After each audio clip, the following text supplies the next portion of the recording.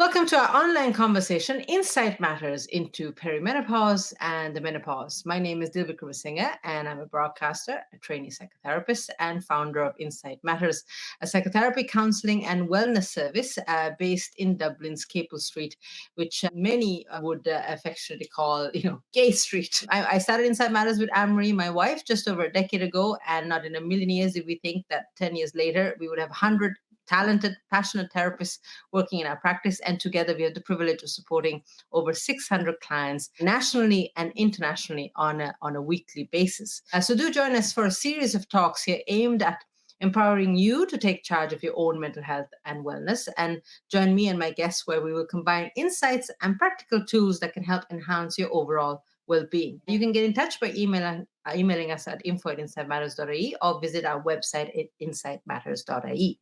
Now, roughly 50% of the population will experience the perimenopause or the menopause, but we have just only begun to talk about it. And this has meant that many of us have suffered a wide range of distressing symptoms in silence and very much alone. And today I'm joined by Dr. Zuleika Daly, who's a counseling psychologist and psychotherapist, to talk about the perimenopause and the menopause. What does it mean for women? Is there enough awareness around it? Do we talk enough about it, or have we really and truly just barely begun? So you're very welcome, Zuleika. How are you today? I'm great, thanks you, Dill. It's really great to be talking about something, I suppose, is my first thought, and giving our voices out to something that's really not spoken about enough by us, the people who experience it, as opposed to the kind of the medical system. So it's great to be actually speaking today about something that is a part of nearly every woman's journey at some point in their life. So thanks a million. So what is the million-dollar question? What is, because I think people have heard about the menopause. Some people call it the change. And now I think the term perimenopause is just coming into our consciousness. What can women expect when it, I suppose, hits you? Yeah, I suppose as a psychologist and a psychotherapist, I think about it in lots of different ways, and probably in a kind of a really, for me, it's a really subjective experience. So it's different for everybody. Of course, you have the kind of the medical symptoms, which a lot of us would experience in tandem, the hot flushes and the problems, terrible problems with sleep, which of course affects our mental health massively, as well as loads of other things, even in terms of getting to work and functioning properly there. In the same way, I suppose that things like our cycle always affects everything that we do, has an impact. So I suppose my first answer to that is that for each woman, it's quite individual, it's quite unique, isn't it? And each of us suffer in different ways. But of course, there's also the shared experience. And I think that's why it's so lovely to be able to talk about it, because we can finally talk about, oh my God, me too, or what did you do for that? Or, yeah, my GP was this, or my GP was that. Or so for all of us, I think it's a unique experience. But I suppose for a lot of us, when we're coming towards either the menopause, or we're experiencing the perimenopause, which is before our periods stop, so before what's officially called the menopause, that we can experience for years all these really debilitating symptoms and this is, I think, really crucial, and not really know that we're going through the perimenopause, and begin then for that to erode our sense of self, like our identity about who I am. And gosh, I feel like I can't do this anymore, or I feel like things are affecting me dramatically in a different way that they didn't affect me before, or I'm anxious.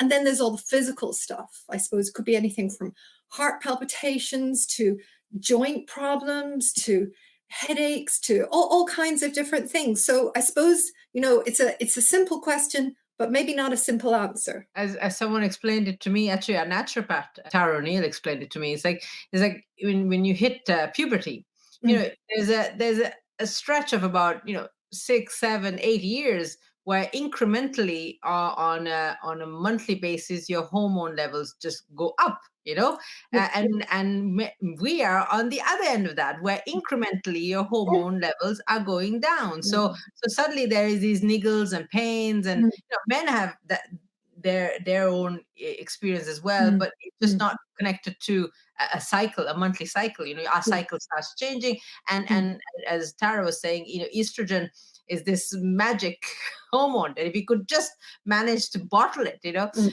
it would keep us happy forever. But mm, that's really it, is how, because I think a lot of people, exactly, said know about the menopause. They did, but mm, I think we're only beginning to realize that women can hit perimenopause anytime, depending on yes. who they are. So I know for a fact I've now started experiencing the perimenopause as of the last year, and Mm. I genuinely think lockdown didn't help because there's a lot of women were pushed. We were teetering on the edge of it, and then Mm, lockdown happened, and they got this massive shove yeah. into it. Thanks very Oh, much. yeah. Bad timing. Yeah. Let's talk about the group, because I think what Mm, we're trying to create is a mm, space where women can talk about this, but mm, there's a kind of therapeutic element to mm, it. Isn't that mm. right, Rebecca? Yeah, I think so. I suppose that's, like what you're saying there, Jill, you were hit by this kind of slow moving train that generally then became like a freight train, and suddenly you realize, oh my God, there's something really definitely happening here. And I suppose it's a space we're thinking for women like ourselves to get together and to be able to talk about it, because we have started to talk about it finally after thousands of years. We have started to talk about it, but it still feels really unspeakable depending on who you're around. I mean, can we talk about this in front of men, say at work, in suits and things? Or can we speak about it with our children and that's not frowned upon? Or, so I think it's really important for us to find a space that's safe for us to begin to talk and reflect what this is doing to us, how it's, because for some of us, maybe this is going to be also a positive experience, but we kind of don't know that until we start talking about it. And if there's not a safe space to talk about it, then we won't kind of get to the ins and the outs. So really, I'm thinking about this in terms of us being able to just really relax and talk and support each other and listen to each other and talk about our own stories together. So yeah, it's a safe space. And talking means processing, so you can Yes. actually make sense for you, Yeah. and because I think if you had the, I suppose, if you were lucky enough to be around maybe a mother who talked about it, uh, Mm. for you, as a woman, or someone who identifies as a woman, it would be something that's part and parcel of Yes. life. But if you come from a generation of women who were reared by a generation of women who didn't talk about it, who Yes. were very cagey about it, then Yes. really it's like the unknown. So like you're literally groping Yes. in the dark here. Completely. And when you say that, Jill, raised by a woman, but also by men, I think it's all of our jobs, whether we have sons or nephews or whatever. I think it's all of our job to start thinking that it's okay, for men to go in and buy a box of Tampax, like the way that it should be, and I think this is all part of a bigger thing where there's some kind of disgust or around bodily functions and women's bodies changing and blood and things like this and hormones and stuff. And actually, we should be able to talk about it. So there's a bit of a taboo around talking about women's Women's kind of health. bodies. Yeah. Yeah, yeah. And I think that needs to go. And I suppose we were kind of touching on this similar subject around death cafes where people go and chat about the taboo subject of death, because we really need to talk about it, and we really need to talk about this. Absolutely. So I'm going to plug Mm, the group. It's mm, so it's really a support group that I have the privilege of co-facilitating with you, mm. which is starting next Monday. You can find details on Insta and on Facebook, but it's basically at 6 o'clock, and it's for like an hour and 15 minutes. And it's a closed group. So like how Yes. many would we open it up to? So I think we're talking about 12 people, because that should be the max, right? We're thinking because really for everybody to be able to get their say and to hear people out. I think 12 is probably a good number. And as you say, it's a closed group. We don't want people coming in and out all the time because that kind of makes it difficult for a group to kind of gel and feel safe, I suppose. What do you think?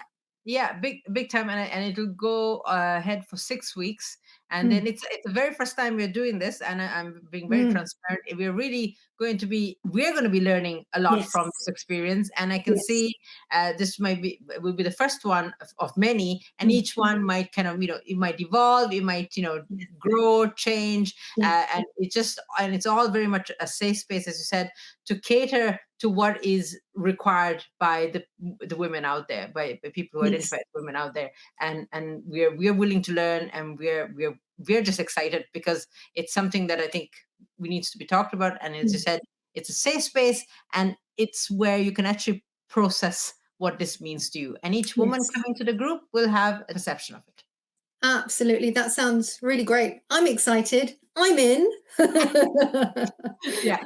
So all you have to do is, if you're watching this and you think it might be something that you'd be interested in, or if you might know someone who Mm, might be interested in this, who has been maybe just, the perimenopause and menopause has just come into their radar, and they'd like to kind of find that safe space, please tell them about it. Just email us at info@insidematters.ie, and we're happy to send you all the information. Share and spread the word. Thank you so much for joining us for our thanks, Mildel. Thank you. for our very first broadcast. So we will have many more of these conversations on social media, and they're all very much aimed at empowering you to take charge of your mental health. Join me and my guests for future conversations where we will combine insights and practical tools that can help you enhance your overall well-being. And today's conversation has been around the issue around perimenopause and menopause, which impacts roughly 50% of the Mm, population. So we have just barely begun to talk about it, as you just heard mm. from my conversation there with Zuleka. So this is Dilbert Singer wishing you well and reminding you that insight matters for your mental health. Have a great day, guys. Bye.